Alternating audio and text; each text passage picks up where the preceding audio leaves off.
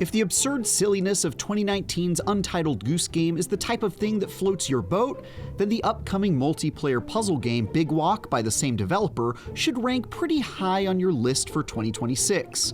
This wacky adventure occupies the growing number of games lovingly dubbed friendslop, in the same vein as Lethal Company, Repo, and most applicable here, Peak, making use of proximity chat and goofy gameplay to create memorable times with friends.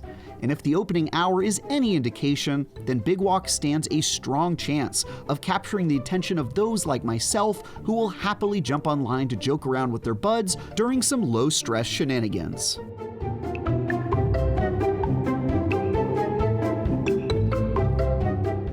Big Walk is a cooperative puzzle game meant to be played with friends that emphasizes creativity, silly scenarios, and limited communication options as a core game mechanic.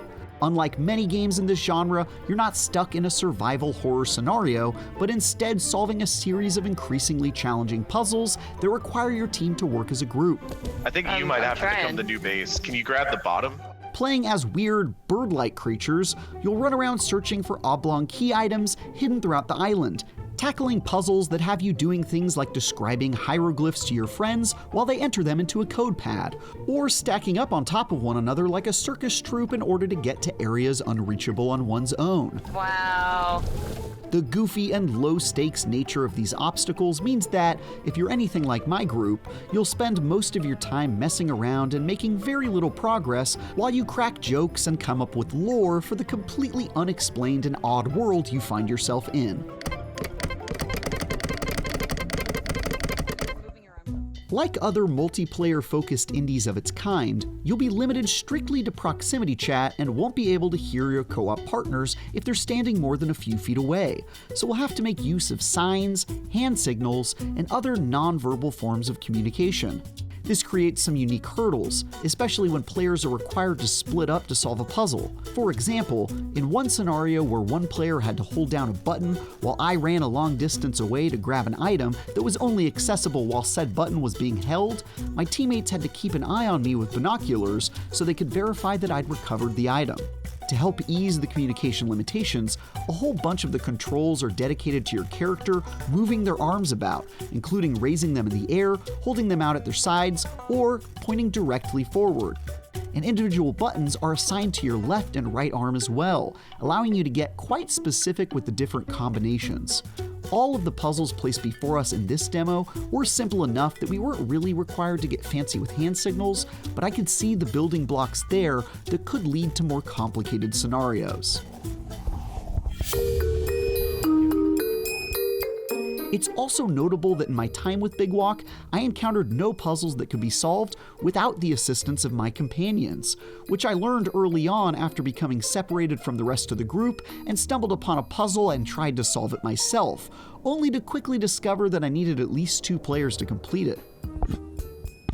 Not only is solving puzzles with friends just more fun to begin with, but I think it's a good decision to make it so your friends can't take off in different directions and make progress on their own, since it meant I never had to worry about missing out on any puzzle solving if I got lost or stopped to smell the roses while the others forged ahead. In fact, puzzles actually change dynamically to fit the number of players in your party, from 2 to 4. For example, one puzzle requires everyone to stack up on one another to reach a button located high up, and the height of that button is adjusted relative to the number of teammates you have. In another area, our prize could only be acquired when all 4 of us hit 4 buttons at the same time, and the number of buttons that had to be pushed simultaneously was again determined by our player count. These examples are obviously quite simple since I effectively only played through the tutorial area, but I really like the idea that the participation of everyone on the team is required to make progress, and could see them coming up with some really devious challenges that require everyone taking on a vital role, overcoming communication obstacles along the way.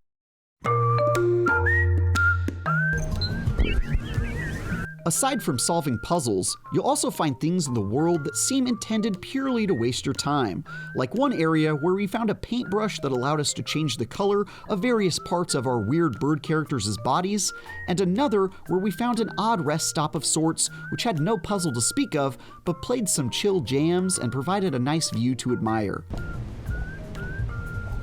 Wow. This is Look what at it's that. all about right here. In a game that relies so heavily on creating silly memories with your friends, it's great to see how apt Big Walk is when it comes to knowing when to slow things down and give players an opportunity to be childish dorks. Arms are heavy, lips are sweaty, mom's spaghetti. We definitely took the developer up on every chance they gave us to do just that, and much of the joy from our demo came not from any novel game mechanic, but from us finding our own fun within this bizarre sandbox. At least in this short demo, they did a really great job at making room for this kind of fun, and it was surprising just how quick all four of us fell into a comfortable state of juvenile behavior. It's the kind of pure, good time nonsense vibes that we just don't see enough of these days. The premise of Big Walk might seem like it won't have staying power, and that's because it probably won't. The whole thing is roughly 10 hours long according to developer House Games, and none of the puzzles change aside from adjusting to your player count. But a lack of longevity or replayability isn't such a bad thing with games like these, where a few amusing nights with your friends is well worth the time invested. I think of it a bit like doing an escape room. Yes. You likely won't have a reason to return to the same collection of puzzles more than once, but it's the kind of unique experience you're unlikely to find elsewhere. In an era where more and more games are asking for absolutely every minute of our time for years and decades to come, I really relish the opportunity to play these bite-sized adventures that leave a lasting impression, and then let me move on with my life. Don't worry, GTA 5, I still love you, baby. Whee! I should also mention that the build of Big Walk I played was running on a, wait for it, Mac Mini. That's right, a Mac Mini. Look, it's not like this goofy co-op game could be even remotely demanding on hardware, since you're mostly just hopping around and stacking on top of one another, but it's still pretty impressive just how approachable this game seems to be. Not just in terms of gameplay, but by the low barrier of entry in terms of the hardware you play on. For that reason, this might even be a good option if you're looking to play with friends and family who aren't normally into video games. After all, goofing around as a weird bird creature seems like a pretty universal kind of experience. After a very memorable first hour, I'm absolutely sold on this as the next friend slot for my crew and I to jump in on. If it managed to be this enjoyable when all the puzzles were super simple, I can only imagine how ridiculous and memorable it'll be when they introduce more complicated scenarios.